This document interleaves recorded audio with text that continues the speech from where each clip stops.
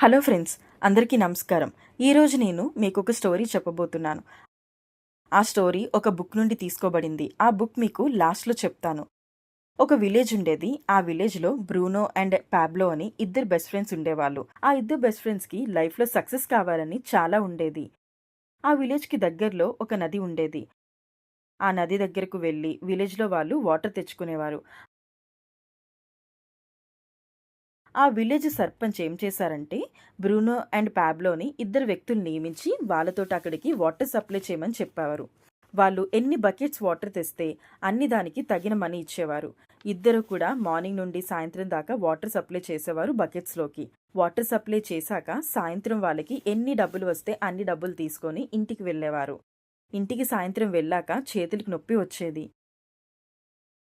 Bruno ఆ వర్క్కి వచ్చే ఇన్కమ్‌కి చాలా సాటిస్ఫైడ్. బ్రూనో ఆ వర్క్ లైఫ్ లాంగ్ చేయడం వల్ల డ్రీమ్స్ ఫుల్‌ఫిల్ అవుతాయని చెప్పి ఆలోచిస్తుండేవాడు. ఇంకా ఎక్కువ చేయాలి, ఇంకా ఎక్కువ బకెట్స్ చేయాలి అని చెప్పేసి బకెట్ సైజ్ పెంచేవాడు.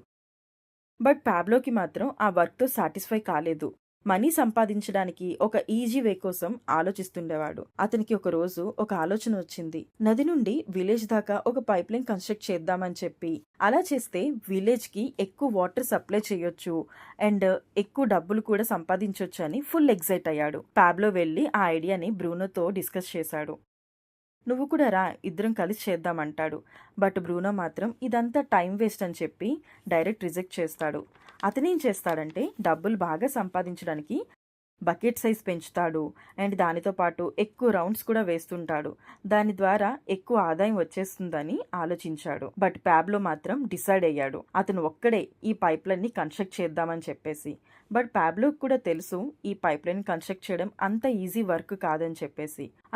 అతని పాత వర్క్ మాత్రం వదిలేలేదు. ఎప్పట్లానే చేసేవాడు. వీకెండ్స్లో ఫ్రీ టైంలో పైప్లైన్ వర్క్ చేస్తుండేవాడు.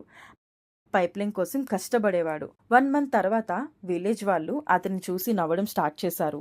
ఎందుకంటే ఫస్ట్ మంత్ ఎక్కువ పని చేయలేదు. Village meets Pablo the pipeline అని కామెంట్ చేసేవాళ్ళు. ఇంకో విషయం ఏంటంటే బ్రూనో ఇన్కమ్ డబుల్ అవుతుంది. ఇల్లు కొంటాడు, లైఫ్ స్టైల్ సెట్ చేసుకుంటాడు. అతను డైలీ వర్క్ చేశాక వచ్చే ఇన్కమ్ ఖర్చు చేసేవాడు. ఇలా గడిపేవాడు. కొన్ని డేస్కి ఏమైందంటే బ్రూనో రియలైజ్ అయ్యాడు. అతను రోజు పెద్ద పెద్ద బకెట్స్ మోయడం వల్ల అతని బాడీ పెయిన్స్ వస్తున్నాయని, వీక్ అవుతున్నాడని. అంత పెద్ద పెద్ద బకెట్స్ మోయడం అతని బాడీ ఎలో చేయడం లేదని. అందుకని చెప్పేసి మెల్లమెల్లగా బకెట్ సైజ్ తగ్గించేశాడు. నీళ్లు కూడా తక్కువ మోయడం స్టార్ట్ చేశాడు. ప్యాబ్లో మాత్రం అతను పైప్లైన్ కన్స్ట్రక్ట్ చేస్తున్నాడు. 6 మంత్స్ అయింది, 1 ఇయర్ అయింది. ఫైనల్గా పైప్లైన్ కన్స్ట్రక్షన్ అయింది. అక్కడ నుండి విలేజ్ వాళ్ళకి వాటర్ సప్లై చేసేవాడు. ఫస్ట్ నుండి ప్యాబ్లోకి ఇన్కమ్ బాగా వచ్చేది. సిచ్యువేషన్ ఎలా అయిందంటే ప్యాబ్లో పని చెయ్యకున్నా, పడుకున్నా, పార్టీ చేసుకున్నా, ఏం చేసినా కానీ అతనికి మనీ వచ్చేవి. అలా ప్యాబ్లో లైఫ్ స్టైల్ని సెట్ చేసుకునేవాడు.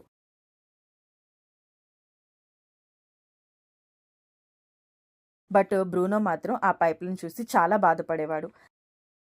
ఇప్పుడు చూడండి, రియల్ లైఫ్లో ఎక్కువ మంది లైఫ్ బకెట్ కెరియర్ లాంటిది. మనం బకెట్ వరల్డ్లో ఉంటాం. చాలామంది వాళ్ళ టైం అండ్ ఎనర్జీని బ్రూనో లాగా వేస్ట్ చేస్తుంటారు. చాలామంది డబ్బులు తక్కువైతే రెండో పని లేదా ఎక్కువ షిఫ్ట్లు, ఎక్కువ రౌండ్స్ చేసేవాళ్ళు. బట్ ప్యాబ్లో ఏం చేశాడు?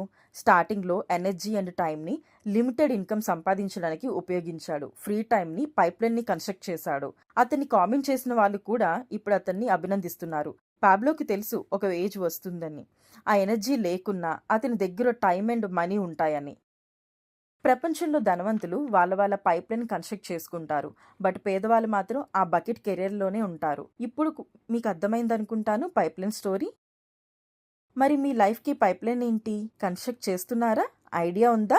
Think for future, work for future.